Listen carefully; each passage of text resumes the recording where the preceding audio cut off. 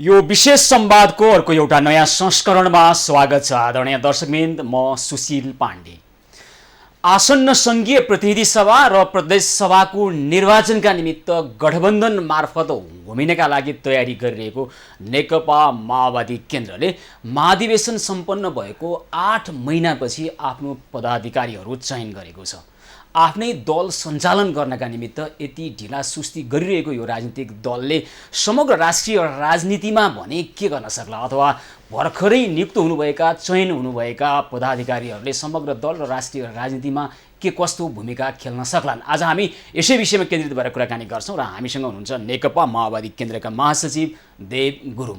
स्वागत छ यहाँलाई कार्यक्रममा। धन्यवाद। ल, अब निर्वाचनका निमित्तको त गठबन्धनको तयारी भइराखेको छ, तर यतिखेर तपाईँहरूको दल हेर्दा निकै ढिला सुस्ती गरिराखेका देख्छौँ क्या। 8औं महाधिवेशन सम्पन्न भएको 8 महिनापछि बल्ल तल्ल आफ्नो पार्टीभित्रको पदाधिकारीहरू चयन गर्न बल्ल तल्ल सफल भएको छ यो दल।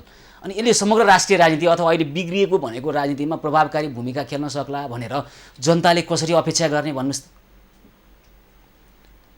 अब निश्चय पनि यो सङ्गठनात्मक रूपले पदाधिकारीको प्रश्नको बारेमा पनि 8 महिना पूर्व पनि निर्णय गर्न सकिएको भए आफ्नो ठाउँमा राम्रो हुन्थ्यो भन्ने त हो। तर अब कम्युनिस्ट आन्दोलनको सन्दर्भमा भन्नुपर्दाखेरि यो बहुपद निर्माण गर्ने प्रणाली नै धेरै पछिल्लो समयमा सुरु भएको प्रणाली हो। सुरुको प्रणाली त्यस्तो थिएन र अध्यक्ष महासचिव जुन पद बनाए पनि एकल पदको नेतृत्वमा चाहिँ केन्द्रीय मतलब स्ट्यान्डिङ कमिटी, स्थायी समिति, पोलिट ब्युरो अथवा सचिवालय यस्तो खालको एउटा कोर टिम बनाएर चाहिँ त्यो टिमले कार्यविभाजन गरेर त्यो आधारमा गर्ने खालको अभ्यास हो चाहिँ। अब पछिल्लो समयमा यो निर्वाचनको प्रणालीलाई अवलम्बन गर्नुपर्ने, शान्तिपूर्ण प्रक्रियाबाट अगाडि बढ्नुपर्ने स्थितिमा चाहिँ अब अरू पार्टीहरूले गरेको अभ्यासलाई पनि ध्यानमा राखेर चाहिँ यो बहुपदीय प्रणालीको सुरुवात भएको हो। त्यसो भएको हुनाले बहुपदीय प्रणाली अब हुँदैमा सबै कुरा भइहाल्ने, बहुपदीय प्रणाली नहुँदैमा चाहिँ केही पनि नहुने भन्ने चाहिँ होइन। त्यसो भएको हुनाले हाम्रो परम्परागत अभ्यासको हिसाबले बहुपदीय प्रणाली बिना पनि चाहिँ लामो समयसम्म चल्दै आइरहेको अवस्था हो। अन्तर्राष्ट्रिय कम्युनिस्ट आन्दोलनको अनुभवकै सन्दर्भमा हेर्दाखेरि पनि, नेपाली कम्युनिस्ट आन्दोलनकै सन्दर्भमा हेर्दाखेरि पनि, त्यस कारणले गर्दाखेरि यो बहुपद हुँदैमा सबै चकाचौँध भइहाल्छ, बहुपद नहुँदैमा चाहिँ केही पनि हुँदैन भनेर चाहिँ सोच्न चाहिँ सायद मिल्दैन भन्ने लाग्छ।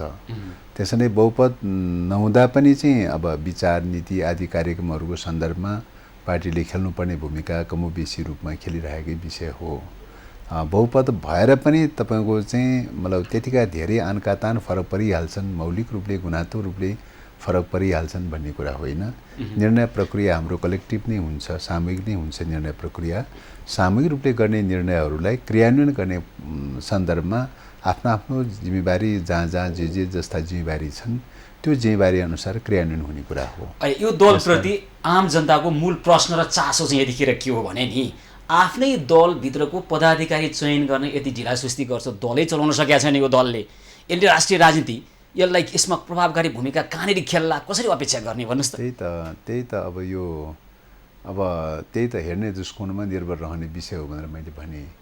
अब बहुपद बिना केही पनि हुन सक्दैन भन्ने कोणबाट हेर्ने हो भने होइन, अब 8 महिनासम्म बहुपद बनाउने कुरै गर्न नसक्नेले के गर्ला भन्ने क्वेसन उठ्न सक्छ। तर हिस्ट्री त कस्तो छ त भन्दाखेरि बहुपद बिना पनि त चाहिँ दशकौँ चाहिँ थुप्रै दशकहरू सञ्चालन हुँदै आएको छ त। कम्युनिस्ट आन्दोलनमा हेर्ने हो भने 6 सालमा कम्युनिस्ट पार्टी स्थापना भयो। मलाई लाग्छ अब 60 को दशकसम्म चाहिँ त बहुपदको अभ्यासै थिएन भन्दा पनि हुन्छ होइन। त्यसो भएको हुनाले पछिल्लो समयमा 60 को दशकदेखि यता 70 को दशकदेखि चाहिँ केही रूपमा चाहिँ सुरु गर्न थालेको कुरा हो। त्यसो भएको हुनाले चाहिँ अब बहुपद नबनाउँदैमा चाहिँ केही नहुने भएको भएदेखि त विगतको 60 दशकसम्म के हेरेर बसेको थियो त भन्ने क्वेसन आउँछ होइन। अब यतिखेर त तपाईँहरू हुन त शास्त्रीय धारणा र मान्यता अनुसार, तपाईँहरूको मान्यता अनुसार जनवादी केन्द्रीयता भन्नुहुन्छ कि सङ्गठनात्मक संरचनाको हिसाबले के त्यही हिसाबले अगाडि बढाए हुन्थ्यो होइन, बहुपदमा जाने पनि भन्ने।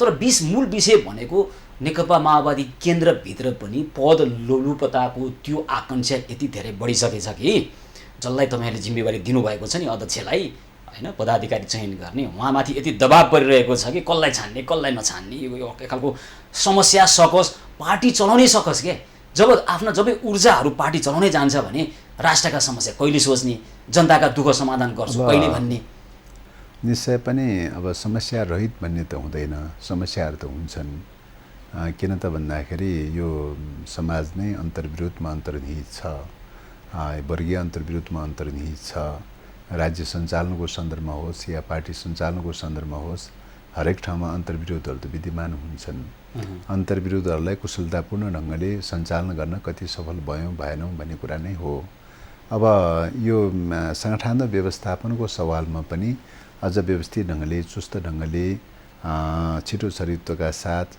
सञ्चालन र व्यवस्थापन गर्न सक्दा चाहिँ निश्चय पनि आफ्नो ठाउँमा राम्रो हुन्थ्यो भन्ने त छ नै तर अब कतिपय अवस्थामा यो आन्दोलन हो विचारको आन्दोलनसँग जोडिन्छ यो कम्युनिस्ट आन्दोलन भनेको विचारको आन्दोलनसँग जोडिन्छ विचारको आन्दोलनसँग जोडिने भएको हुनाले चाहिँ अरू प्रशासनिक पाटोको कोणबाट मात्रै हेरेर पुग्दो रहन्छ विचारको आन्दोलन भएको हुनाले विचारको हिसाबले कुन वेबाट जाने कसरी गर्ने के गर्ने भन्ने कुरा नै प्रमुख पक्ष त त्यही नै हुन्छ र त्यसलाई क्रियान्वयन गर्ने क्रममा सङ्गठनात्मक संयन्त्र मार्फत क्रियान्वयन गर्ने प्रक्रियामा लाने क्रममा सङ्गठनात्मक रूपले कहिले थोरै छिटो छरितो होला कहिले थोरै ढिलासुस्ती होला थोरै मात्रात्मक रूपले ढिलासुस्ती र थोरै छिटो ढिलो भन्ने कुरा त भइरहन सक्छ तर अब त्यसैको कारणले गर्दाखेरि इतिहासै परिहाल्यो खत्तमै भइहाल्यो केही पनि गर्न नसक्ने अवस्था भयो भन्ने चाहिँ लाग्दैन तपाईँलाई लाग्दैन तपाईँको दलभित्र पनि तपाईँलाई आरोप लाउने जस्तो अन्य दलहरू बुर्जुवा दल संसदीय लोकतन्त्र मान्ने दल अथवा सैद्धान्तिक ढङ्गबाट पनि त्यसमा लिप्त दलमा जस्तै तपाईँको दलभित्र पनि व्यक्तिहरूमा यति धेरै आकाङ्क्षा बढाएको छ कि त्यहाँभित्र पनि शक्ति अथवा त्यो भित्रको सत्तालाई पनि कब्जा गरौँ भनेर लागिरहेका छन् त्यस कारणले पनि ढिलाइ भयो अब मैले अघि नै भने समस्याहरू नभएका त होइनन् समस्याहरू त जहाँ पनि हुन्छन् अब समस्याहरूको प्रकृतिहरू कस्ता खालका समस्याहरूको प्रकृतिहरू हुन् भनेर पनि पहिचान गरेर त्यही आधारमा समाधान खोज्ने कुरा हो निश्चय पनि यो शान्तिपूर्ण आन्दोलनमा को प्रक्रियाबाट अगाडि बढ्न थालिसकेपछि निर्वाचनको प्रक्रियाबाट संसदीय सङ्घर्षको प्रक्रियाबाट अगाडि बढ्न थालिसकेपछि पुँजीवादी पार्टीहरूले गर्ने गरिरहेको अभ्यास पुँजीवादी पार्टीहरूमा देखा पर्ने खालको संस्कार संस्कृतिहरू कम्युनिस्ट पार्टीहरूमा पनि छिटा पर्दैन भनेर भन्न सकिँदैन पर्न सक्छ कई सीमाहरू कमी कमजोरीहरू हुनै सक्दैन भनेर भन्न सकिन्छ त्यस कारणले गर्दाखेरि त्यस्तो समस्याहरू त पर्न सक्छ अब तर अब ती समस्याहरूलाई बिस्तारै अब अन्तरसङ्घर्षको प्रक्रियाबाट छलफल अन्तर्क्रियाबाट हल गर्दै लैजाने कुरा नै हो र त्यसको हल गर्ने विधि भनेको पनि सङ्गठन रूपले केही समस्याहरू पैदा भएको छ भने पनि अन्तर्जनवादको प्रक्रियाबाट छलफल अन्तर्क्रिया आलोचना आत्मालोचना त्यही प्रक्रियाबाट हल गर्ने प्रक्रिया हो त्यस कारणले गर्दाखेरि समस्याहरू रहित भनेर त भन्न नसकेला समस्याहरू परे तापनि समस्याहरू हल हुनै नसक्ने तहको समस्या हो भन्ने लाग्दैन चाहिँ ल हुन्छ तपाईँ नेकपा माओवादी केन्द्रका महासचिव बन्नुभएको छ यहाँलाई हार्दिक बधाई छ र अब पदाधिकारी चयन भइसकेपछि लडखडाइरहेको यो दल उठेर राष्ट्रिय राजनीतिमा प्रभावकारी के काम गर्न सक्छ यसलाई के गर्छ यसले भन्नुहोस् त होइन अब यो त राष्ट्रिय राजनीतिमा त विचारले काम गर्ने कुरा हो विचारको हिसाबले माओवादी विचार यो परिवर्तन माओवादी आन्दोलनकै जगबाट यो परिवर्तन भएको हो र अहिले पनि तपाईँको अहिले यो व्यवस्था स्थापना हुने त्यसको सञ्चालन हुने जुन बिन्दुसम्म अहिले आइपुगेको छ त्यसको पछाडि माओवादी आन्दोलन माओवादी पार्टीकै रोल चाहिँ एउटा महत्त्वपूर्ण र एउटा निर्धारक रोल रहँदै आइरहेको अवस्था हो त्यसो भएको हुनाले आगामी दिनमा पनि त्यो भूमिकालाई अझ प्रभावकारी बनाउने कुरा सशक्त बनाउने कुरामा स्वाभाविक ढङ्गले निरन्तरता साथ अगाडि बढिरहन्छ के रहन्छ यहाँहरूको भूमिका चाहिँ अब जस्तै तपाईँले वैचारिक दृष्टिकोणबाट माओवादीको नेतृत्व भन्नुभयो यो यहाँहरूको दाबी मात्रै हो होइन धेरै मानिसले यो पत्याउँदैनन् अहिले र अर्को कुरा त अहिले माओवादीको पनि विचार सकियो भनेर बाहिर मात्र होइन तपाईँहरूसँग टुक्रिएर गएका हिजो सँगसँगै सहकार्य गरेका व्यक्तिहरू अरू दलहरूले भनिरहेका अवस्था छ यो वास्तविकता होइन अब यो निश्चय पनि यो मतलब अब विचार सिद्धियो या सिद्धिएन कुन रूपले हेर्ने भन्ने दृष्टिकोणमा निर्भर रहने कुरा हो हामीले हरेक कुरालाई वर्ग सङ्घर्षको कोणबाट हेर्नुपर्छ मार्क्सवादमा विश्वास गर्नेहरूले मार्क्सवादी कोणबाट हेर्दाखेरि वर्ग सङ्घर्षको सिद्धान्तबाट हेर्नुपर्छ नेपाली समाजले सामना गर्दै आइरहेको वर्गीय अन्तर्विरोध भनेको एकातर्फ सामन्तवादसँगको अन्तर्विरोध हो अर्कोतर्फ विश्व साम्राज्यवादसँगको अन्तर्विरोध हो दुईटा प्रकारको अन्तर्विरोध सामना गर्दै आइरहेको अवस्थामा सामन्तवादसँगको अन्तर्विरोध एक हदसम्म हल हुँदै गएको छ। राजतन्त्रको विस्थापनबाट सामन्तवादसँगको अन्तर्विरोध एक हदसम्म समाधान हुँदै गएको चाहिँ छ। अब विश्व साम्राज्यवादसँगको अन्तर्विरोध अहिले समाधान भएको छैन, चाहिँ हल भएको छैन र यो हल गर्नका लागि सामन्तवादसँगको अन्तर्विरोधलाई हल गर्नका लागि त कम्युनिस्ट आन्दोलनमा 6 दशक 7 दशक लाग्यो, चाहिँ झन्डै 6 दशक लाग्यो चाहिँ र 10 वर्षसम्मको जनयुद्ध पनि सञ्चालन गर्नुपर्ने अवस्था पैदा भयो। सामन्तवाद भनेको विश्वबाट एक प्रकारले विस्थापित हुँदै हुँदै हुँदै गएर कमजोर अवस्थामा पुगेको स्थिति हो। कमजोर अवस्थामा पुगेको सामन्तवादलाई विस्थापित गर्नका लागि त 6 दशक लागेको थियो नेपाललाई भने विश्व साम्राज्यवाद भनेको त अहिलेको युग भनेको त विश्व साम्राज्यवादको युग हो। विश्व साम्राज्यवादको युग रहेको स्थितिमा सामन्तवादभन्दा विश्व साम्राज्यवाद 100औं गुणा चाहिँ शक्तिशाली रहेको अवस्था हो। त्यसकारणले गर्दाखेरि यो साम्राज्यवादको युगमा साम्राज्यवादी उत्पीडनबाट नेपाललाई मुक्त गराउने भनेर भनेको चाहिँ सामान्य प्रकारको चाहिँ हिजोको सामन्तवाद विरोधी आन्दोलनको प्रक्रियाले मात्रै पुग्दैन, चाहिँ आन्दोलनलाई नयाँ ढङ्गले उठान गर्न जरुरी छ र नयाँ ढङ्गले उठान गर्नका लागि सबैभन्दा पहिलो कुरा त अब विश्व साम्राज्यवादको दबदबा भएको अवस्थामा अहिलेको स्थितिमा अब तपाईको शान्तिपूर्ण आन्दोलन, कूटनीति आदि आदि प्रक्रियाबाट जानुपर्ने अवस्था छ। दोस्रो कुरा चाहिँ तपाईको हिजोको चाहिँ तपाईको सन्दर्भमा इन्टरनल फोर्सेसहरूको बीचमा एउटा प्रकारको वर्ग संघर्षको प्रक्रियाबाट पनि गएको थियो। अबको सन्दर्भमा त्यो वर्ग संघर्षको स्वरूप चाहिँ अथवा चरित्र फेरिएको चाहिँ छ। अब मुलुकको स्वाधीनताको निम्ति चाहिँ हैन विश्व साम्राज्यवादका दलालहरू मतलब एकाधिकार दलाल पुँजीवादका विरुद्धमा सिङ्गो नेपाली जनता एकातर्फ, अर्कोतर्फ विश्व साम्राज्यवादको बीचको कन्ट्राडिक्सन हो। त्यही आधारमा सिङ्गो नेपालीलाई युनिफाइड गरेर लैजाउनु पर्ने आवश्यकता हो। त्यसको लागि समाजलाई युनिफाइड गर्नका लागि तपाईको संघीय प्रणाली मार्फत, स्वायत्तताको प्रणाली मार्फत सम्पूर्ण जाति, वर्ग, क्षेत्र, लिङ्ग लगायतका समुदायहरूलाई समावेशीको प्रिन्सिपल लगायतका सबै एउटा डेमोक्रेसीका नर्म्सहरूको अभ्यासको आधारमा चाहिँ सबैलाई युनिफाइड गर्नुपर्छ भनेर भनिरहेका चाहिँ छौँ। राजनीतिक दलहरू मल्टिपार्टी डेमोक्रेसी रहेको स्थितिमा सबै दलहरूको खोल्ने स्वतन्त्रताका साथै विचारको स्वतन्त्रताको जगमा चाहिँ सबै दलहरूको बीचमा एउटा सहमति र सहकार्यको अभ्यास गरेर मात्रै सिङ्गो नेपाली जनतालाई एकडिका गरेर मात्रै मुलुकलाई स्वाधीनताको यात्रामा लैजान सकिन्छ। त्यसकारणले गर्दाखेरि अहिले चाहिँ यो प्रक्रियामा लाग्ने क्रममा हिजोको सामन्तवादको विरुद्धको आन्दोलन भन्दा यो एउटा चाहिँ विदेशी उत्पीडनको विरुद्धको आन्दोलन भनेको कैयौँ गुणाले पेचिलो हुन्छ, कैयौँ गुणाले कठिन हुन्छ र सिङ्गो नेपाललाई युनिफाइड नगरिकन हुँदैन, सिङ्गो दलहरूलाई युनिफाइड नगरिकन हुँदैन। त्यसकारण यो सिङ्गो दलहरूलाई युनिफाइड गर्ने भनेको निकै पेचिलो र चुनौतीपूर्ण विषय हो। तपाईँको यो विश्लेषण सुनेपछि थुप्रै प्रश्नहरू जन्मिन्छन् के आम जनताको मनमा। तपाईँहरूले सामन्तवादको अन्त्य गर्ने गरिसक्यौँ भन्दै गर्दाखेरि तपाईँहरूभित्रै हुर्केको सामन्तवादको अन्त्य कसले गरिदिने होइन? तपाईँको दलभित्र यस्तो जडकडिएको त्यो सामन्तवाद फडा उठाइराखेको छ, त्यो हामी त देख्छौँ। हुन त तपाईँहरू त्यहीँभित्र हुनुहुन्छ, देख्नुहुन्न क्यारे होइन? त्यो सामन्तवादको अन्त्य चाहिँ कसले गरिदिने? अर्को विश्व साम्राज्यवादको अन्त्यमा अब एकजुट हौँ भन्दाखेरि घरेलु राजनीतिमा जे जस्तो दाउपिच खेलिरहनु भएको छ तपाईँहरू, यसले तपाईँहरूप्रति विश्वास गर्ने आधार दिँदैन एउटा कुरा। अर्को विश्व साम्राज्यवादको निमित्त अथवा त्यसको विरोधमा प्रतिरोध गर्ने पनि भन्ने अस्ति भर्खर एउटा उदाहरण दिउँ न, एमसिसी प्रकरणमा तपाईँको दयित चरित्र जस्तो देखियो कि जनतालाई भन्नुहोस् हाम्रो वास्तविकता यो थियो, हामीले यो गऱ्यौँ। अनि यो खालको प्रवृत्ति तपाईँहरूको जुन देखिया छ अनि विश्लेषण तपाईँहरूको यस्तो आउँछ, जनताले पत्याउन छोडे नि त देवजी यी कुराहरू होइन र भने।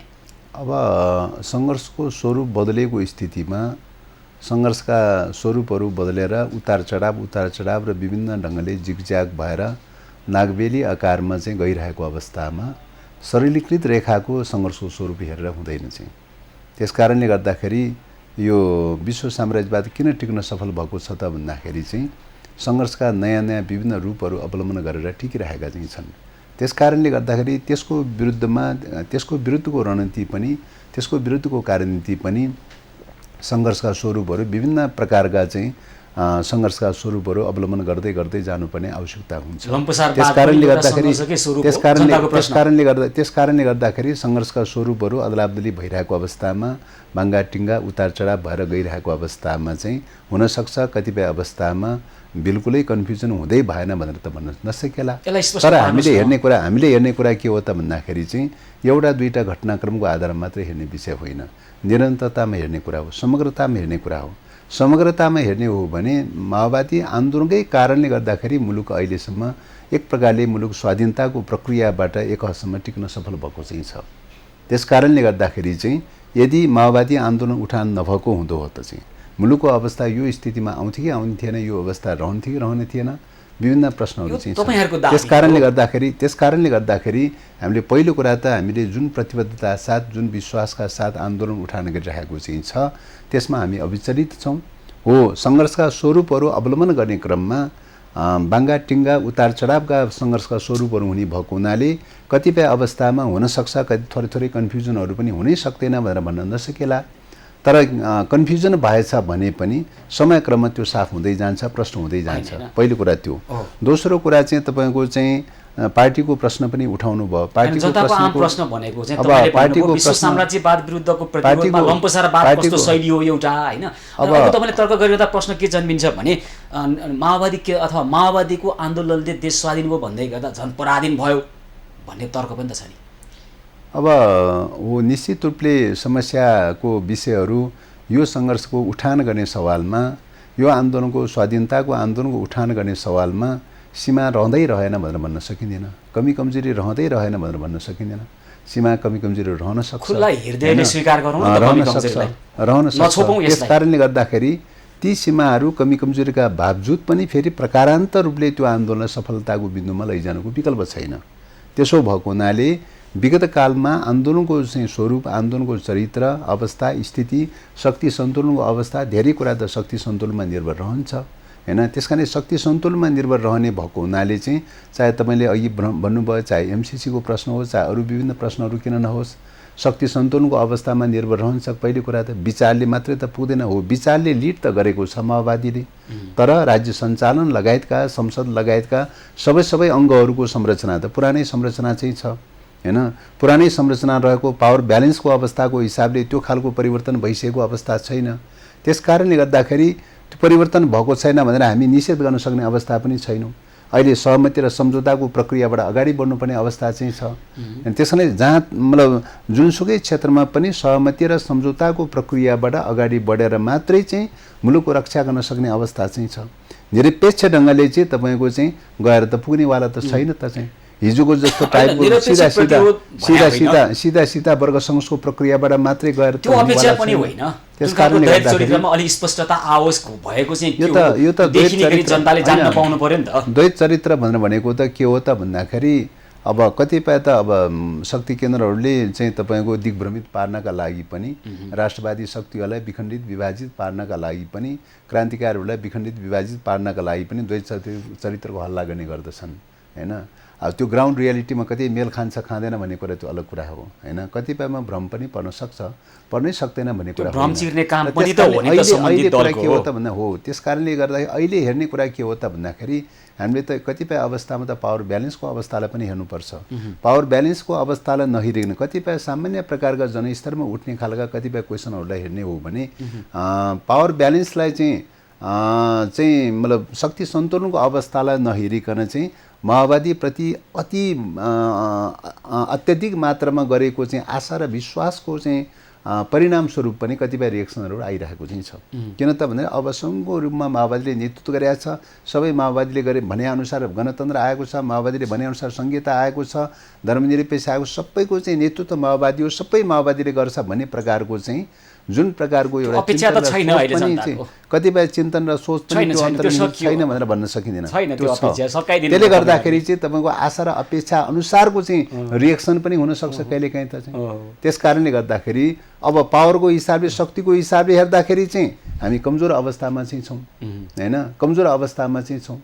तर जनतामा परेको इम्प्रेसनको हिसाबले, मुलुकमा भएको परिवर्तनको हिसाबले चाहिँ माओवादी आन्दोलन चाहिँ यो माओवादी विचारको रूपमा, सिद्धान्त विचारको हिसाबले त अगुवाको अवस्थामा चाहिँ छ, विचारको हिसाबले अगुवाको अवस्थामा छ।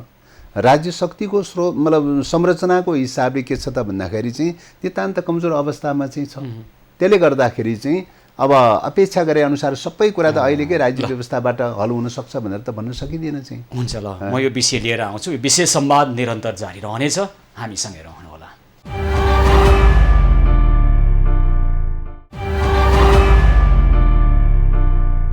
यो विशेष संवादको अर्को एउटा नयाँ संस्करणमा पुनः स्वागत छ आदरणीय दर्शकवृन्द। आज हामी कुराकानी गरिरहेका छौँ नेकपा माओवादी केन्द्रका महासचिव देव गुरुङसँग। ल अब यो परिस्थितिमा हेर्नुहोस् त ६२-६३ को आन्दोलन यताकै अवस्था हेर्ने हो भने पनि राजनीतिक दलहरूले हामी चाहिँ अब जनताको वास्तविक प्रतिनिधि बन्छौँ र जनताका सुख दुःखमा साथ दिन्छौँ भनेर राजनीतिको एउटा नयाँ संस्करण सुरु भएको थियो त्यस पछाडि है। तर अहिलेको अवस्थामा राजनीतिक दलहरू त्यो सबै भुसुक्कै बिर्सिए के, फेरि जनता कोही पनि होइनन्, हामी नै सर्वेसर्वा हौँ भन्ने खालको प्रवृत्ति जसरी झ्याङ्गिँदै गएको छ, एकाध अपवाद बाहेक भनिरहेका छौँ। मूल प्रवृत्ति जस्तो बनिरहेको छ लोकतन्त्रमा, हामी जस्तो राजनीतिक अभ्यासमा छौँ, आवधिक निर्वाचन पछाडि प्रत्येक विकृतिहरू निराकरण हुँदै जाने, सुध्रिँदै जाने, शुद्धिकरण हुँदै जाने हुनुपर्थ्यो। तर निर्वाचन आफै विकृतिमय भइरहेको छ। अहिलेको निर्वाचन हेर्ने हो भने सत्ता गठबन्धनका राजनीतिक दलहरू जसरी निर्वाचन पूर्वको गठबन्धन गर्न खोजिरहेछन्, यो आफैमा लोकतन्त्रको उपहास हो पनि भन्छन्। र तपाईँहरू निर्वाचन जित्नका लागि जस्तो सुकै सिद्धान्त नमिल्नेसँग, जेसुकै नमिल्नेसँग पनि गठबन्धन गर्ने तयारीमा हुनुहुन्छ। यसमा के छ यहाँहरूको भनेर ल भन्नुहोस् त जनतालाई। अब पहिलो कुरा त यो अहिलेको प्रणाली नेपाल जस्तो चाहिँ तपाईँको अर्ध औपनिवेशिक मुलुकहरू अथवा नयाँ टाइपको नव औपनिवेशिक मुलुक रहेको अवस्थामा यो अवस्थामा मुलुकको स्वाधीनताको यात्रालाई सम्पन्न गर्नका लागि राष्ट्रिय राजनीतिक सहमतिको यात्राको खाँचो छ। त्यसको लागि चाहिँ तपाईँको सर्वपक्षीय राष्ट्रिय राजनीतिक सहमति र सहमतीय डेमोक्रेसीको आवश्यकता छ भनेर चाहिँ भनेका हुँ। र सहमतीय डेमोक्रेसीको अभ्यासको लागि हो मल्टी पार्टी सिस्टम हुन्छ नै, हुनसक्छ सहमति र अब के अरे तर सञ्चालन गर्ने सिस्टम चाहिँ तपाईँको सहमतीय डेमोक्रेसीको रूपमा लैजाउँ। त्यसको लागि चाहिँ निर्वाचनको मोडल के हुनसक्छ त भन्दाखेरि चाहिँ यो समानुपातिक प्रकारको निर्वाचन प्रणाली सहमतीय डेमोक्रेसीको लागि सबैभन्दा उत्तम प्रणाली हुनसक्छ। र अहिलेसम्म अभ्यास गरिरहेको पहिलो हुने निर्वाचन प्रणाली, पहिलो हुने निर्वाचित हुने निर्वाचन प्रणाली चाहिँ सहमतीय डेमोक्रेसीको मूल्य मान्यतासँग मेल खाँदैन चाहिँ एउटा पोइन्ट त्यो। सहमतीय डेमोक्रेसी भने के? एक मिनट सुन्नुहोस् है। अब सहमतीय डेमोक्रेसी भन्नाले चाहिँ राज्य सञ्चालनको सन्दर्भमा सबै प्रकारका दलहरूको बीचको आपसी सहमति खोज्ने प्रणाली नै सहमतीय डेमोक्रेसीको प्रणाली हो। एजेन्डामा सहमति खोज्ने हो, निश्चित रूपले एजेन्डामा पनि सहमति खोज्ने कुरा हो र संरचना निर्माण गर्ने कुरामा पनि सहमति खोज्ने कुरा। कहाँनिर खोज्नुभयो त? अहिले तपाईँले भन्दै हुनुहुन्छ नि यो पहिलो कुरा सिस्टमको बारेमा भनेर भन्न खोज्दैछु त। सिस्टमको बारेमा हामीले सहमतीय डेमोक्रेसीको मोडेलको रूपमा चाहिँ सुरु गर्न खोजेको हो हैन।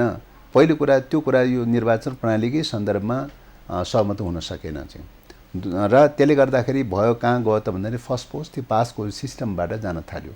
फर्स्ट पोस्ट दी पासको सिस्टमले द्विदलीय प्रणालीको रूपमा लयो। द्विदलीय प्रणालीको रूपमा लगेर कसले 51% लिएर आउने भन्ने प्रकारको चाहिँ प्रतिस्पर्धामा लयो हैन। त्यसले एउटा अस्वस्थ प्रकारको प्रतिस्पर्धाको दिशातर्फ लयो। विचार केन्द्रित भएन, नीति केन्द्रित भएन, सिद्धान्त केन्द्रित भएन। र त्यसले कता लयो त भन्दाखेरि चाहिँ गठबन्धनको कल्चरलाई डिमान्ड गर्दै गयो हैन। फर्स्ट पोस्ट दी पासको प्रणालीले गठबन्धनको कल्चरलाई डेभलप गर्दै गयो हैन। समानुपातिक निर्वाचन प्रणालीमा कोही गठबन्धन गरेको देख्नु भएको छ भन्दाखेरि देखेको छैन। जुन दलहरूले जसरी दर्ता गरेका छ आफ्नो आस्था र विश्वास र विचारको आधारमा दर्ता गरेर स्वतन्त्र ढङ्गले आफ्नो दलको पक्षमा जो मत मागिरहेको अवस्था छ, गठबन्धनको कल्चर त देखिँदैन त समानुपातिक निर्वाचन प्रणालीमा। निर्वाचन प्रणाली गठबन्धन त तपाईँको प्रत्यक्ष निर्वाचन प्रणालीमा देख्नुहुन्छ। प्रत्यक्ष निर्वाचन प्रणालीले गर्दाखेरि के भयो त एउटा गठबन्धनको कल्चर बढ्दै गयो। दोस्रो कुरा के बढ्दै गयो त भन्दाखेरि विचार केन्द्रित खालको चाहिँ निर्वाचन भएन।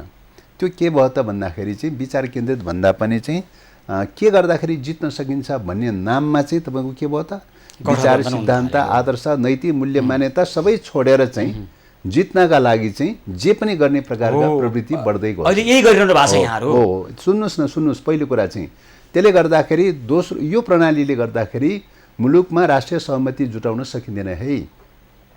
र यसले चाहिँ प्रकारान्तरले मुलुकको राष्ट्रिय राजनीतिमा कमजोर पार्दै लैजान्छ है भनेर हामीले त्यही बेलाबाट भनेका हौँ। पहिलो कुरा त्यो। दोस्रो कुरा तपाईँको चाहिँ अब संसद निर्माण गर्यो, जनप्रतिनिधि सभा निर्माण गर्यो हैन। अब प्रतिनिधि सभा निर्माण गर्दाखेरि प्रतिनिधि सभाको चाहिँ बनावट सत्ता पक्ष र विपक्षको मोडेलमा नलैजाउँ। सरकार गठन गर्दाखेरि पनि सत्ता पक्ष र विपक्षको मोडेलमा नलैजाउँ। जुन दल जुन आकारमा आएको छ सदनमा पनि तपाईँको के हुन्छ त सबै आफ्नो आफ्नो आकार अनुसार आफ्नो दल अनुसारको प्रतिनिधित्व हुन्छ। त्यो सत्ता पक्ष र विपक्ष नबनाउँ र सबैलाई चाहिँ तपाईँ के गरिदिउँ त भन्दाखेरि सरकारमा रहन चाहनेहरूलाई समानुपाती ढङ्गले सबैलाई चाहिँ प्रतिनिधित्व हुने गरी सरकारको मोडेल लैजाउँ। सत्ता पक्ष र विपक्ष नगरौँ। सत्ता पक्ष र विपक्ष गर्ने बित्तिकै के हुन्छ त तपाईँको चाहिँ जहिले सुकै पनि तपाईँको सत्ता पक्ष र विपक्षको बिचको चाहिँ लडामारी चाहिँ एक प्रकारले भनेर भन्ने हो भने आगो र पानी जस्तो गरिकन लडामारी गरिरहने प्रकारको स्थिति देखा पर्यो। यान्त्रिक प्रकारको अब कतिपय अवस्थामा कतिपय कुराहरू सरकार पक्षले राम्रो कुरा गरेको छ भने पनि प्रतिपक्षले विरोध गर्नुपर्ने, कतिपय अवस्थामा प्रतिपक्षले राम्रो कुरा गरेको छ भने सरकारले निषेध गर्नु अस्वीकार गर्नुपर्ने, विरोध गर्नुपर्ने, यस्तो खालको चाहिँ जुन चाहिँ तपाईँको चाहिँ थाई प्रकारको विपक्ष बन्ने खालको दिशामा जो गयो त्यसले के गर्यो त भन्दाखेरि दलहरूलाई पनि विभाजन गरिदियो, समाजलाई पनि विभाजन गरिदियो, तलदेखि माथिसम्म समाजलाई पनि विभाजन गरिदियो। यो विखण्डन र विभाजनले प्रकारान्त रूपले कहाँ हेम्पर गर्न गयो त भन्दाखेरि मुलुकको राष्ट्रिय स्वाधीनतामाथि गम्भीर प्रकारको निर्मम प्रकारले प्रहार गर्न पुग्यो हैन। त्यसो भएको हुनाले यो प्रणाली बेठिक छ, यो प्रणालीलाई करेक्सन गरौँ भनेर हामीले पटक पटक भनेका हौँ, तर यो प्रणाली करेक्सन हुन सकेन। यो त भनेको कुरो मैले तपाईँलाई सोधे चाहिँ गरे चाहिँ के हो भनेर सोधे हो। त्यो प्रणाली करेक्सन गर्न नसकेको हुनाले अहिले जे जस्ता समस्या र विकृति र विसङ्गतिहरू देखा परेका चाहिँ छन् हैन। समस्याको एउटा पद्धतिमा नि राम्रो गर्न सकिन्थ्यो सर, यही पद्धतिमा नि राम्रो गर्न सकिन्थ्यो हैन। यो पद्धतिमा तपाईँले भन्नु पनि प्रत्यक्ष निर्वाचित जुन सांसदहरूको अहिले जसरी तपाईँहरू गठबन्धन गरिरहनु भएको छ निर्वाचन पूर्व, यसमा पनि राम्रो गर्न सकिन्थ्यो। यसमै तपाईँहरू विकृति भित्र्याउनुसम्म भित्र्याउने अनि हामीले यस्तो भनेका थियौँ भनेर पानीमाथिको ओमानो बन्न खोजेर हुन्छ हैन। यो त सिस्टमले गर्ने कुरा पनि हो। एउटा कुरा त सिस्टम कस्तो छ भन्ने कुराले गर्ने कुरा, यही सिस्टममा पनि योभन्दा बेटर गर्न सकिन्थ्यो नि त। सिस्टमले के गर्दै लयो त भन्दाखेरि चाहिँ फर्स्ट पोस्ट पासको सिस्टमले के गर्दै लयो त भन्दाखेरि चाहिँ गठबन्धन मात्रै होइन नि, विकृति र विसङ्गतिमा कहाँसम्म पुग्यो त भन्दाखेरि चाहिँ बुथ क्याप्चर गर्ने, मत क्याप्चर गर्ने, गुन्डागर्दी गर्ने, पैसाको लागि चाहिँ पैसामा भोट खरिद गर्ने हैन। यस्ता खालका विकृति विसङ्गतिहरू पैदा हुन थाले। त्यसले गर्दाखेरि जसले पैसा खर्च गर्न सक्छ, जो करोडपति अरबपति चाहिँ छ, जो चाहिँ एक प्रकारले चाहिँ ठेकेदार छ अथवा दुई नम्बरी धन्दा गर्ने खालका चाहिँ माफिया छन्, यस्ता यस्ता खालका चाहिँ प्रवृत्ति भएका त्यस्तो खालको पैसावालाहरू मात्र चाहिँ निर्वाचनमा हाबी हुने भयो हैन। निष्ठाको आधारमा त भएन त, आस्थाको आधारमा त उदाहरण दिए हुन्छ नि त। कम्युनिस्ट आन्दोलनमा त्याग र बलिदान गरेको कुराको आधारमा त भएन त। यतिखेर पनि सुन्नुहोस् न, तपाईँहरू आफ्ना कार्यक्रम लिएर जानुहोस् जनता कहाँ, एजेन्डाहरू लिएर जानुहोस् जनता कहाँ। यदि यो विकृति खराब, यो विकृति हो भने यसलाई भण्डाफोर गरेर जानुहोस् जनता कहाँ हैन। तपाईँहरू गठबन्धन गरेर त्यो विकृतिलाई अँगालेर जाने अनि हिजो हामीले यस्तो भनेका थियौँ नि भन्ने एकातर्फ यस्तो छ। अब यसमा कुरा के छ भन्दा कुनै पनि इस्युलाई लिएर सङ्घर्ष गर्ने कुराको सवालमा, स्ट्रगल गर्ने कुराको सवालमा के हुन्छ त भन्दाखेरि परिस्थिति सापेक्ष हुन्छ। परिस्थिति सापेक्ष चाहिँ आधारमा मात्रै, सापेक्षता मात्रै आन्दोलनको गति अगाडि बढ्छ हैन। उदाहरणको लागि भन्नुहोस्, हिजो डेमोक्रेसीको लागि चाहिँ आन्दोलन चलिरहेको थियो। डेमोक्रेसीको लागि आन्दोलन चल्दाखेरिको अवस्थामा एक प्रकारले दलहरूलाई एकले अर्कोलाई निषेध गर्ने तहसम्म पनि गएको हो, अथवा कुनै पनि सिस्टमलाई विस्थापित गर्नका लागि भण्डाफोड गर्ने, विरोध गर्ने र सडक आन्दोलनदेखि लिएर शस्त्र सङ्घर्षमा पनि गएकै अवस्था हो। तर अहिलेको अवस्था त्यस्तो परिस्थिति छैन। तपाईँ चित्त बुझ्नुहोस् नबुझ्नुहोस्, तर एक मिनट सुन्नुहोस् है, चित्त बुझ्नुहोस् या नबुझ्नुहोस्, अहिलेको अवस्था के छ त भन्दाखेरि जस्तो सिस्टम भए पनि अहिलेको अवस्थामा रेगुलर कोर्समा लानुपर्ने छ। एउटा सर्टेन टाइमको लागि, एउटा निश्चित समय अवधिको लागि रेगुलर कोर्समा लानु छ। स्थिरता र स्थायित्वको खाँचो छ। चित्त बुझेन भनेर चाहिँ तपाईँ अहिले एकले अर्कोको विरुद्ध चाहिँ सङ्घर्ष गर्न थाल्ने, लड्न थाल्ने हो भने के हुन्छ त भन्दाखेरि भाइ फुटे गमाल लुटेको अवस्थामा पुग्छ। त्यस कारणले गर्दाखेरि अहिले जसुकै चित्त नबुझे तापनि संविधानको बारेमा, यो प्रणालीको बारेमा जसुकै चित्त नबुझे तापनि अहिले जानुपर्ने कुरा के हो त भन्दाखेरि जे जस्तो सहमति भएको छ, समुदाय भएको छ, त्यो मान्यतालाई अहिले कार्यान्वयन गर्दै लैजाउँ, यसलाई नर्मलाइज गर्दै लैजाउँ। मेरो प्रश्न के हो भने कार्यान्वयन गर्दै लैजाउँ। त्यसो गरेर मात्रै हामी के गर्न सक्छौँ त भन्दाखेरि चाहिँ मुलुकमा स्थिरता र स्थायित्व कायम गरेर मुलुकको अस्मितालाई एक असममा रक्षा गर्न सकिन्छ। ठिक छ, मैले तपाईँले भनेको आम जनताको यतिखेरको सामान्य अपेक्षा भनेको अरू ठुलो केही होइन क्या।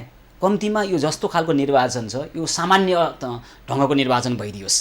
राजनीतिक दलहरू आफ्ना कार्यक्रमहरू लिएर जाउँ, त्यो कार्यक्रमलाई जनताले मत दिने हो वा नदिने हो त्यो जनताले निर्णय गरिदिउन्। हो, त्यो समानुपातिक मात्रै गरिदिया भयो, समानुपातिक मात्रै भइदिएको भएदेखि त हैन, प्रत्यक्षमा हुन सक्छ नि त्यो रूपले जान सक्छ। हैन, प्रत्यक्षमा पनि त हुन सक्छ नि, त्यो गर्न सकेर प्रत्यक्षमा तपाईँको 51% को चाहिँ मामलाले पर्यो त समस्या त्यहाँ त हैन। के हुन्छ, 51% को भोलि गठबन्धन गरौँला नि, जनताले जस्तो अभिमत दिन्छन्, कसैले 51% दिएनन् भने भोलि गठबन्धन गरे हुन्छ, बरु अलिअलि विचार मिल्नेहरू बीच हुँदैन। त्यो निर्वाचन पूर्वको गठबन्धन त्यो अलोकतान्त्रिक भएन। यो हैन त्यो चाहिँ तपाईँको के हुन्छ भन्दाखेरि यो निर्वाचन प्रणालीले अटोमेटिकली रूपले गठबन्धन माग गर्छ ल अटोमेटिकली रूपले गठबन्धन माग गर्छ अस्तिको स्थानीय तह निर्वाचन देख्नु भएन योभन्दा अगाडि त ओलीजीको नेतृत्व के अरे एमालेको नेतृत्वमा 9 वटा गठबन्धन गर्नुपर्ने स्थिति पैदा भयो हामीले 5 वटा घटकको बीचको गठबन्धन गर्नुपर्ने स्थिति पैदा भयो अहिले पनि त्यही हुँदैछ त चाहिँ अब चाहिँ हैन तपाईहरुको कमजोरीलाई बाध्यता भन्ने यो त तपाईँको अटोमेटिकली रूपले कुनै डरको प्रश्न पनि होइन कुनै अरू पनि होइन हारिन्छ भन्ने डर न हो आफ्ना कार्यक्रम जनता कहाँ लिएर जाउँ जनताले त्यसलाई स्वीकार गर्छन् अस्वीकार गर्छन् हेरौँ त्यो त तपाईँको तर्क मात्रै हो वास्तविकता यही हुनुपर्ने त्यो मेल खाँदैन ग्राउन्ड रियालिटीसँग त्यो मेल खाँदैन ग्राउन्ड रियालिटीसँग त्यो मेल खाँदैन यो सिस्टमले कहाँ लैजान्छ त भन्दा 2 दलीय सिस्टममा लैजान्छ 2 दलीय सिस्टम देख्नु भएको छैन यो प्रणालीको सुरुवात भएको ब्रिटेनमा हेर्नुहोस् त 2 दल भन्दा 3 दल किन हुँदैन हैन किन हुँदैन यो प्रणाली सुरु भएको अमेरिकामा हेर्नुहोस् 2 दल भन्दा 3 दल किन हुँदैन प्रणालीले विकृतिको माग गर्छ के अरे हिन्दुस्तानमा इन्डियामा हेर्नुहोस् 2 दल भन्दा तपाईको तर्कलाई मानिदिए हुँदैन चाहिँ हुन्छ तर नाम मात्रैको दल हुन्छ यो प्रणालीले विकृतिको माग गर्छ हो निश्चित तपाईहरु आफैले विकृति भित्र्या हैन प्रणालीले माग गर्छ यो प्रणालीले के गर्छ त भन्दाखेरि चाहिँ तपाईँ फर्स्ट पोस्ट पासको प्रणाली जुन खालको प्रणालीबाट सुरु भइरहेको छ यो प्रणालीले विकृति र विसङ्गति भित्राएको छ अनि यही प्रणालीमा किन मर्यादा लागेको यो प्रणालीमा किन मर्यादा गरेर लागेको छ यही प्रणालीले गर्दाखेरि तपाईको चाहिँ भ्रष्टाचार बढ्दै गइरहेको चाहिँ छ यही प्रणालीले गर्दाखेरि चाहिँ तपाईको चाहिँ व्यक्तितिर विकृति र विसङ्गतिहरू बढ्दै गइरहेको चाहिँ छ समस्या त त्यहाँ छ नि त्यसो भएको हुनाले यो प्रणाली बेठिक हुँदा हुँदै पनि चाहिँ अहिलेको मुलुकको राष्ट्रिय सङ्कटको अगाडि हामी के गर्नुपर्ने छ त भन्दाखेरि यो प्रणालीलाई अहिले विस्थापित गर्न सक्दैनौँ किन सक्दैनौँ त भन्दाखेरि चाहिँ तपाईँको मुलुक सङ्कटमा छ सङ्कट रहेको अवस्थामा चाहिँ के हुन्छ त भन्दाखेरि चाहिँ आन्तरिक रूपमा स्थिरता र स्थायित्वको खाँचो छ आन्तरिक रूपमा कुरा मिलेन भनेर चाहिँ तपाईँ एक्लै अर्कोलाई निषेध गर्ने ढङ्गले जान सक्ने अवस्था त छैन गुरुङजीको यो तर्क स्वीकार गर्न सकिएन क्षमा गर्नुहोला यो प्रणालीभित्र पनि निकै राम्रो काम गर्न सकिन्छ जनताको जनजीविकाको प्रश्नमा आम राष्ट्रिय समस्याका सम्बन्धमा यो प्रणालीभित्र पनि योभन्दा धेरै गुणा राम्रो काम गर्न सकिन्छ यो कुरो तपाईँ पनि राम्रोसँग बुझ्नु होला कृपया तर हामीले त्यति पनि गरिरहेका छैनौँ भनेको हाम्रो प्रवृत्ति खराब भयो हामीमा लोभ लालच बढ्दै गयो हामीमा व्यक्तिगत स्वार्थ बढ्दै गयो र त्यसले छोप्यो तपाईले भने जस्तै एउटा कुरामा सहमति हुन सकिएला प्रत्येक प्रणालीहरू आफैमा साध्य होइनन् साधन हुन् त्यसले नै एउटा अन्तिम गन्तव्यमा पुर्याउँदैन हो त्यहाँसम्म सहमत हुन सकिएला तर अहिलेको प्रणालीले गर्दा नै जम्मै विकृति भित्रिएको हो अरू सबै चोखा हुन् भन्ने कुरा स्वीकार गर्न सकिएन यो मात्रै भनेर भन्न खोजेको छैन तपाईले सुरुमा के प्रश्न गर्नु भएको थियो गठबन्धन किन गर्नु पर्यो भनेर भन्नुभयो हैन गठबन्धनको जवाफ यो हो चाहिँ यो प्रणालीको कुरा हो त्यही भित्र पनि त यो प्रणालीले अनिवार्य रूपमा गठबन्धन त माग गर्दैन किन चाहिँ यसले त मैले उदाहरण दिएँ नि त यो प्रणाली सुरु भएको एक प्रकार यो प्रणाली सुरु भएको ब्रिटेनमा 2 दल भन्दा 3 दल किन भएन हामी त्यहाँ पुगौँला अमेरिकामा 2 दल भन्दा 3 दल किन भएन मलाई एउटा कुरा भनिदिनुस् त यहाँहरु नै यतिखेर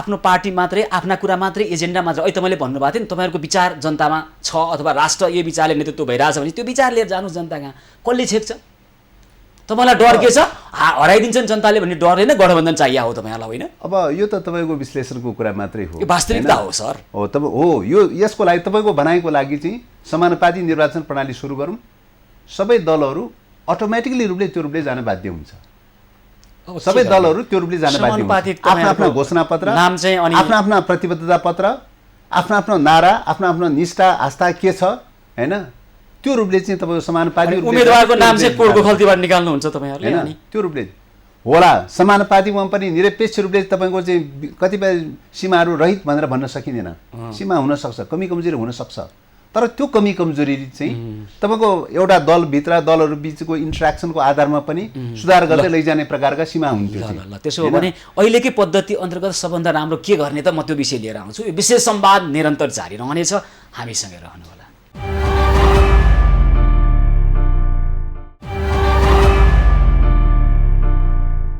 यो विशेष संवादको अर्को एउटा नयाँ संस्करणमा पुनः स्वागत छ आदरणीय दर्शकवृन्द आज हामी कुराकानी गरिरहेका छौँ नेकपा माओवादी केन्द्रका महासचिव देव गुरुङसँग ल अब यही प्रणालीभित्र पनि हामीले जनताका जनजीविकाका प्रश्नमा राष्ट्रिय स्वाधीनताका सम्बन्धमा राष्ट्रिय समस्याको सम्बन्धमा धेरै राम्रो परिणाम दिन सक्थ्यौँ दिन सकेनौँ यसको दोष तपाईहरुलाई जान्छ तपाईहरुलाई भनेको अहिले राजनीति गरिरहेका राजनीतिक दलहरूलाई कसैलाई बढी जाला कसैलाई कम जाला वास्तविकता यही हो नि होइन अब निश्चित रूपले अब यो चिन्तन प्रवृत्तिको समस्या नै प्रमुख समस्या हो नै अब प्रणालीले चाहिँ तपाईँको कुन चिन्तनलाई प्रोत्साहित गर्छ, कुन चिन्तनलाई संरक्षण गर्छ, प्रवर्धन गर्छ भन्ने कुरा प्रणालीमा निर्भर रहन्छ हैन।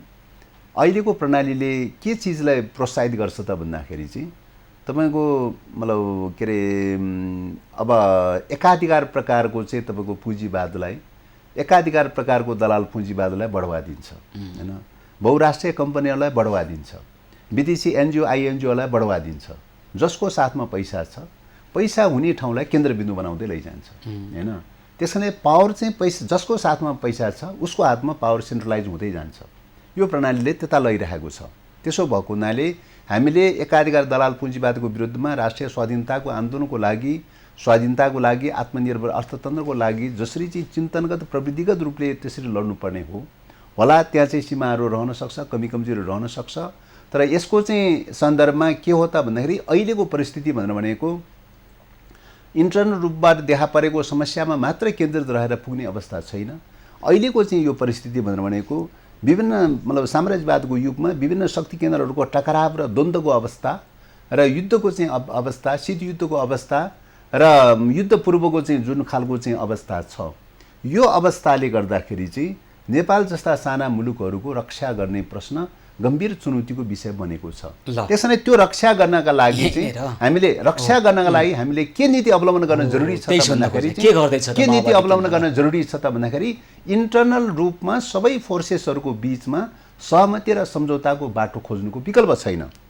त्यसकारणले सहमति र सम्झौताको बाटो खोज्नुपर्ने भएको हुनाले हामीले के भनिरहेका छौँ त भन्दाखेरि यो प्रणालीले सहमति र सम्झौता खोज्ने अवस्था नदिँदै पनि हामी के भनिरहेका छौँ त सहमति र डेमोक्रेसीलाई अवलम्बन गर्नु पर्यो, सहमति गर्नु पर्यो, निर्वाचनै गर्नुपर्ने रहेछ भने पनि चाहिँ फर्स्ट पोस्ट द पासको प्रणालीबाट निर्वाचनै गर्नुपर्दाको अवस्था पनि त्यसलाई निष्पक्ष कसरी गर्ने, स्वतन्त्र कसरी गर्ने, मैत्रीपूर्ण कसरी गर्ने, चाहिँ स्वच्छ प्रतिस्पर्धा कसरी गर्ने, चाहिँ त्यसले अस्वस्थ खालको दिशातर्फ नजाउन्, त्यसले द्वन्द्वको दिशातर्फ नजाउन्, त्यसले समाजलाई विखण्डन र विभाजन गर्ने दिशातर्फ नलैजाउँ भन्ने कुरामा सजगता र सतर्कता अपनाउँदै स्थिरता र स्थायित्व कायम गर्ने कुरामा र नर्मल कोर्समा लैजाने कुरामा जोड दिनुपर्ने अवस्था छ। त्यो व्यवहारमा कहाँनिर देखियो क्या तपाईँले अहिले भन्दै गरे, तपाईँले भन्नु पनि यो रूपले यहाँ प्रश्न जन्मिन्छ। सहमतीय लोकतन्त्रको अभ्यास गर्ने भन्दै गर्दा तपाईँहरू सहमतीय लोकतन्त्र चाहिँ चुनावी गठबन्धनमा लगेर टुङ्ग्याइँदै हुनुहुन्छ के।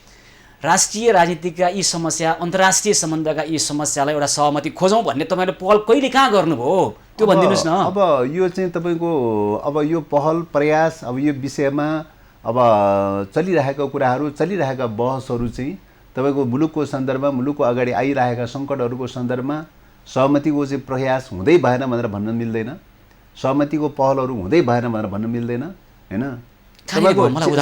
समस्या के भयो त भन्दाखेरि सहमतीय कल्चरको दिशातर्फ लैजानु पर्नेमा एकले अर्कोलाई निषेध गर्ने प्रकारको संस्कार र संस्कृति हाबी भयो। त्यसकारणले हामी एकले अर्कोलाई निषेध गर्ने प्रकारको संस्कार र संस्कृतिलाई दुरुत्साहित गर्नुपर्छ, सहमति र डेमोक्रेसीको प्रक्रियाबाट अगाडि बढ्नुपर्छ भन्ने क्रममै विगत कालमा तपाईँको चाहिँ कति आन्दोलन भयो हैन। एउटा पार्टीभित्र त सबै दलभित्र त सहमति खोज्नुपर्ने बेलामा एउटा पार्टीभित्र त सहमति खोज्न सकेन, एउटा दलभित्र त सहमति खोज्न सकेन हैन, नेताहरू बीचमा त सहमति खोज्न सकेन। त्यसले गर्दाखेरि के भयो त भन्दाखेरि चाहिँ तपाईँको एकले अर्कोलाई निषेध गर्ने प्रकारको चाहिँ सर्वसत्तावादी प्रकारको जो चिन्तनधारा देखा पर्यो त्यसले राष्ट्रिय अस्मितालाई सिद्ध्याउँछ भन्ने कारणले गर्दाखेरि सर्वसत्तावादको विरुद्धमा मुभमेन्ट चल्यो। सर्वसत्तावादको विरुद्धमा मुभमेन्ट चल्यो, संसद पुनर्स्थापनाको इस्युलाई लिएर चल्यो हैन, संसद विस्थापन गर्ने। तपाईहरुको सहमति लोकतन्त्र होइन, सहभागितामूलक लोकतन्त्र हो यो। यहाँहरु सचिनु पर्ने देखियो क्या। सहमतीय लोकतन्त्र होइन, राष्ट्रिय विषयमा, राष्ट्रिय महत्त्वका विषय, अन्तर्राष्ट्रिय सम्बन्धका विषयमा एउटा सहमति खोज्ने हो भने त खोज्नुस् क्यारे, होइन भने यो सहभागितामूलक लोकतन्त्र हो। जनतालाई सहभागी गराउने, तपाईहरुका एजेन्डा जनताका लाने, के मत दिन्छन्, के त्यो मतलाई त्यो एजेन्डालाई अस्वीकार गर्छन्, त्यो एजेन्डा तपाईहरु सच्याएर फेरि जाने हो है। यो सहभागितामूलक लोकतन्त्र हो। अब सहमतीय लोकतन्त्र चाहिँ तपाईहरुले ल गठबन्धनसम्म, निर्वाचनसम्म ल टुङ्ग्याउनु भएको छ। एउटा गर्न सक्ने समय चाहिँ अवस्था चाहिँ कहाँ छ भने सहमतीय लोकतन्त्रको अभ्यास राष्ट्रिय राजनीतिका गम्भीर मुद्दाहरूमा जहाँ तपाईहरु विमति राख्नुहुन्न लगभग एकाअर्कामा, यसमा चाहिँ राष्ट्रिय सहमति खोज्नुस्। त्यो बाहेक अन्य कुरामा चाहिँ जनतालाई सहभागी गराएर निर्कोलो हुने पद्धतिमा छौँ हामी। त्यसलाई नै बरु विकृतमय बनाउनलाई पहल गर्नुस् यहाँहरूले। त्यो गर्दा ठिक हुन्छ कि जस्तो लाग्छ हामीलाई। अब यो तपाईँको कुरा भयो हैन। अब तर चाहिँ मतलब व्यवहारिक जीवनमा तपाईँले सोचे जस्तो सरलीकृत रूपमा हुँदैन हैन, सरलीकृत रूपमा हुँदैन। त्यस कारणले गर्दाखेरि सहमतिको लागि, सहमति प्रणालीको लागि पार्टिसिपेटरी डेमोक्रेसी पनि भन्न सकिन्छ। पार्टिसिपेटरी डेमोक्रेसी भनेको चाहिँ पनि सहभागिताको डेमोक्रेसी हो। सहमतिको भन्दा पनि सहभागिताको कुरा हो। सहभागिताको कुरा र सहमतिको कुराको बीचमा केही फरक चाहिँ छन् हैन। सहभागिता नभइकन सहमति पनि हुँदैन हैन। सहमति खोज्नलाई सहभागिता पनि जरुरी हुन्छ। एक आपसँग कोरिलेटेड विषयहरू चाहिँ हुन्। निष्कर्ष के हुनु पर्यो त भन्दाखेरि सहमतिको प्रणालीबाट जानु पर्यो भनेर भन्न खोजेको हो। त्यसो भएको हुनाले चाहिँ अब सहमति प्रणालीले अटोमेटिकली रूपले सहभागिता खोज्छ हैन, सहभागिता स्वतः खोज्छ चाहिँ। त्यसो भएको हुनाले सहमति के अरे सहभागिताको साथै सहमति प्रक्रियाबाट जान सक्यो भने अहिले मुलुक बचाउन सकिन्छ।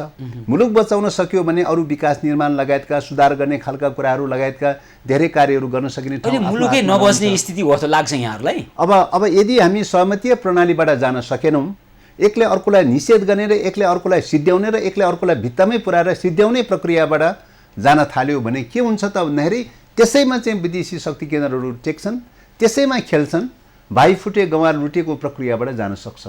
त्यस कारणले गर्दाखेरि हामीले आग्रह गरिरहेको विषय के हो त भन्दाखेरि यो निषेधात्मक प्रकारको चिन्तन प्रवृत्तिको विरुद्धमा चाहिँ एउटा आन्दोलन सञ्चालन नगरिकन हुँदैन भनेर चाहिँ विगत कालमा चाहिँ यो चाहिँ मतलब तपाईँको चाहिँ सर्वसत्तावादी एकाधिकारवादी एकले अर्कोलाई निषेध गर्ने, एकले अर्कोलाई समाप्त गर्ने हैन, सकिन्छ तपाईँको चाहिँ पुरै चाहिँ राजनीतिबाट विस्थापन गर्ने, सकिँदैन अदालतलाई दुरुपयोग गरेर चाहिँ पार्टीलाई तोडफोड गरेर सिद्ध्याउने चाहिँ यस्तो प्रकारको चाहिँ जो विकृति विसङ्गतिहरू जो देखा पर्यो, यसले के गर्यो त भन्दाखेरि चाहिँ आन्तरिक रूपमा सहमति जुटेर जानुपर्ने क्रममा चाहिँ तपाईँको एकले अर्कोलाई निषेध गर्ने प्रवृत्ति हाबी भएर त्यो निषेधको प्रवृत्तिले के गरायो त भन्दाखेरि मुलुकको राष्ट्रिय अस्मितामाथि गम्भीर प्रकारको आँच पुर्याउने प्रक्रियाबाट गयो। त्यसो भएको हुनाले राष्ट्रिय स्वाधीनताको रक्षाको निम्ति के जरुरी छ त भन्दाखेरि चाहिँ यो एकले अर्कोलाई निषेध गर्ने प्रकारको निषेधात्मक प्रकारको सर्वसत्तावादी प्रकारको चिन्तन प्रवृत्तिलाई पनि दुरुत्साहित गर्नुपर्छ र त्यसलाई एउटा हदसम्म दुरुत्साहित गरेर चाहिँ फेरि पनि सहमति र सहभागिताको मोडेल खोज्दै चाहिँ तपाईँको चाहिँ सहमति जुटाउनुपर्छ भन्ने प्रयासकै क्रममा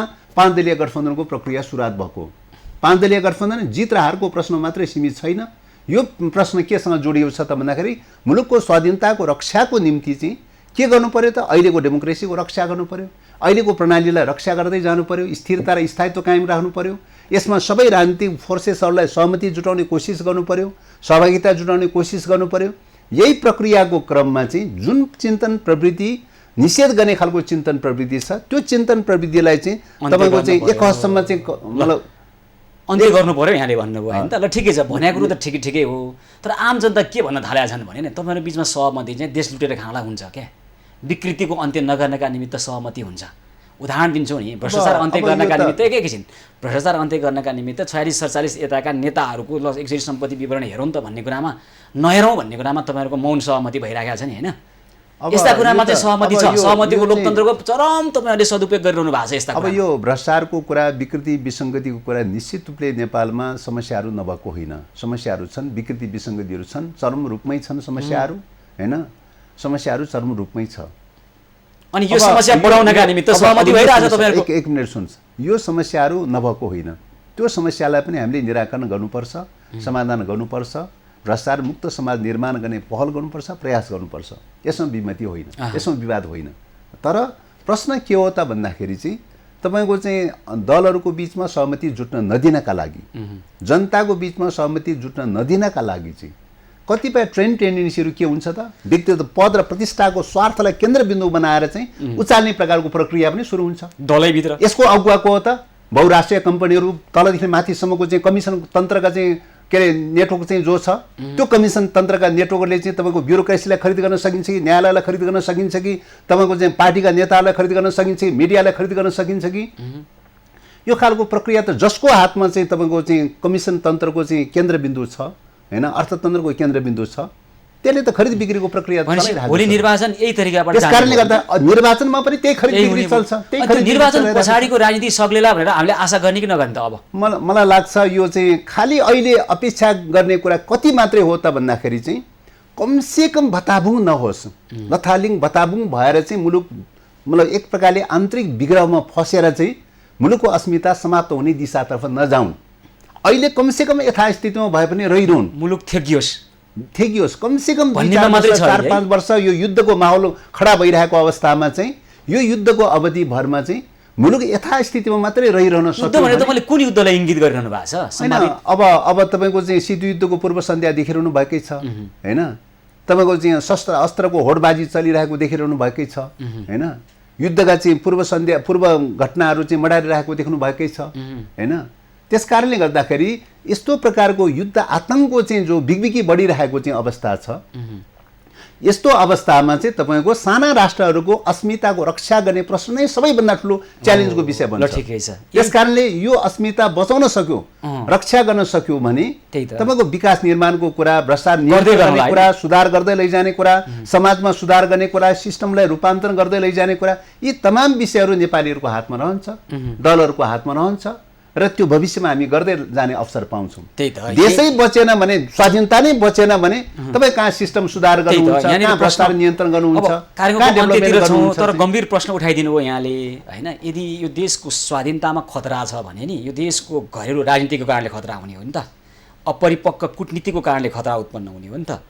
त्यसो हो भने त यदि यो देशमा युद्धको अवस्था छ अथवा हामी त्यो खालको परिस्थिति र भूमिरेमा जाँदैछौँ भने त बचाउने त यो देशका राजनीतिक दलहरूले एक खालको सहमति निर्माण गरेर हो नि त। त्यसमा केन्द्रित हुनु पर्ला।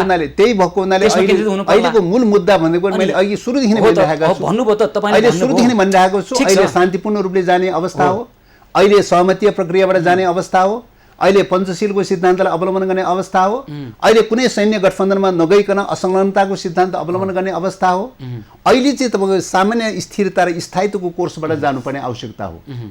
त्यो ढङ्गले जान सक्यो भने चाहिँ मुलुक बच्यो, होइन चाहिँ फल्ना दललाई सिद्ध्याउँछु, ढिसना दललाई सिद्ध्याउँछु, फल्ना नेतालाई सिद्ध्याउँछु, ढिसना नेतालाई सिद्ध्याउँछु, एकले अर्कोलाई निषेध गरेर ध्वंस पारेर जाने प्रकारको चाहिँ अहङ्कार, एकाधिकारवाद र सर्वसत्तावादी चिन्तन पैदा भयो भने त्यही चिन्तनमा चाहिँ विदेशी शक्ति केन्द्रहरू खेल्छन् र मुलुकलाई अन्तर्ध्वस्त बनाइदिन्छन्। तपाईँले भने जस्तो यो अहिले अन्तर्राष्ट्रिय अवस्थालाई मात्र देखाएर हवा सिर्जना गरेर घरेलु राजनीतिको विकृतिलाई अनुमोदन पनि नगरौँ, होइन यो राजनीतिको विकृति पनि अन्त्य गरौँ, विकृतिलाई अनुमोदन गर्ने कुरा यो पनि अन्त्य गरौँ। यो अन्त्य गर्ने कुरा त स्वयंसिद्ध विषय हो, यसलाई पनि अन्त्य गरौँ। कुनै विमतिको विषय नै होइन हैन, विमतिको विषय नै होइन, तर तपाईँको विकृति विसङ्गति अन्त गर्नुपर्छ भन्ने नाममा चाहिँ तपाईँको चाहिँ एकले अर्कोलाई सिद्ध्याउने प्रकारको जो प्रवृत्ति चाहिँ जो देखा परेको सिद्ध्याउने होइन, त्यसले के गर्छ त भने मुलुकको चाहिँ अस्मितालाई नै समाप्त गर्ने दिशातर्फ जान सक्छ। यसो गरौँ, घरेलु राजनीतिका विकृति विसङ्गतिको नि तपाईँहरू 2 लाइन सङ्घर्ष भन्नुहुन्छ नि होइन दलभित्र है,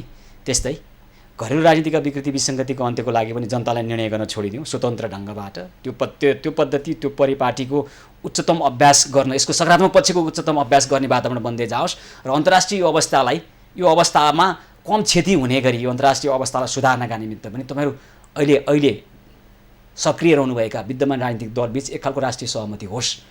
त्यो गर्नका निमित्त हामी त निगरानी गर्छौँ, खबरदारी गर्छौँ, आम जनता नै त्यो खालको प्रश्न सोध्छन्, यहाँहरूलाई त्यो खालको खबरदारी निगरानी गर्छन्, त्यो ढङ्गबाट सोच्नु होला। यहाँले समय दिनुभयो, यहाँलाई धेरै धेरै धन्यवाद छ। धन्यवाद। यो विशेष संवादको अर्को एउटा नयाँ संस्करणमा आज हामीले कुराकानी गऱ्यौँ नेकपा माओवादी केन्द्रका महासचिव देव गुरुङसँग। आजको कार्यक्रमको समय सकिएको छ। कार्यक्रमबाट म सुशील पाण्डे लगायत सम्पूर्ण टिमलाई बिदा दिनुहोस्। यहाँहरू भने खबरभित्रको खबरको लागि हेर्दै गर्नुहोला एभी न्युज खबर। हस्त नमस्कार।